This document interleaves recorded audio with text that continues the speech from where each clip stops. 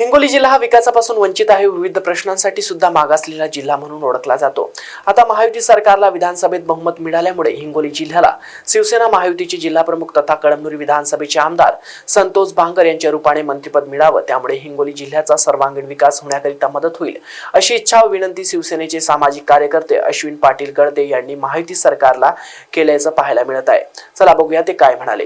मी शिवसेना युवा सामाजिक कार्यकर्ता अश्विन पाटील गडदे आज दिनांक 29/11/2024 रोजी महायुती सरकारांना एक विनंती करू इच्छिते की हिंगोली जिल्ह्याचे जिल्हा प्रमुख तथा कळमनुरी विधानसभा मतदारसंघाचे लोकप्रिय आमदार संतोषदादा बांगर साहेब यांना मंत्रिपद द्यावे. कारण की महायुती सरकार सुद्धा जाणून आहे की लोकप्रिय आमदार संतोषदादा बांगर यांचे जे सामाजिक कार्य आहे, जे गोरगरीब जनता आहे त्या जनतेचा अहोरात्र रात्र बेरात्री कधीही फोन जर केला तरी त्यांची समस्या एका मिनिटात सुटू शकते. आणि त्याचप्रमाणे आमचा हिंगोली जिल्हा खूप विकासापासून दूर आहे. शिक्षणाचे असो, आरोग्याचे असो, रोड असो, पाण्याचे असो, अशा पद्धतीचे विकास कामापासून खूपच आमचा हिंगोली जिल्हा मागासलेला आहे.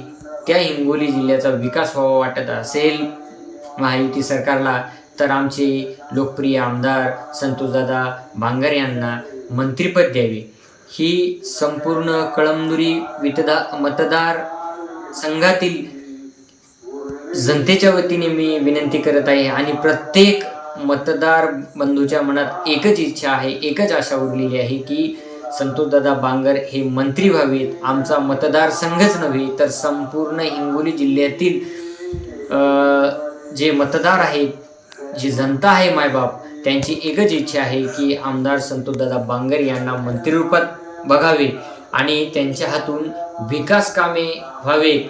कारण त्यांचा विकासाविषयी आणि कामाविषयी मी काही महायुती सरकारला सांगण्याची गरज नाही आहे, कारण ते आपण स्वतःही जाणू शकता. म्हणून माझी एकच कळकळीची विनंती आहे की महायुती सरकारला की आमचे संतोषदादा बांगर शिवसेना जिल्हा प्रमुख तथा कळमनुरी मतदारसंघाचे लोकप्रिय आमदार यांना एकदा जनसेवा संपूर्ण जिल्ह्याचा विकास करण्यासाठी त्यांना मंत्रिपद द्यावे असे मी मतदारसंघाच्या व संपूर्ण हिंगोली जिल्ह्याच्या वतीने, संपूर्ण नागरिकाच्या वतीने महायुती सरकारला पुन्हा एकदा विनंती करत आहे.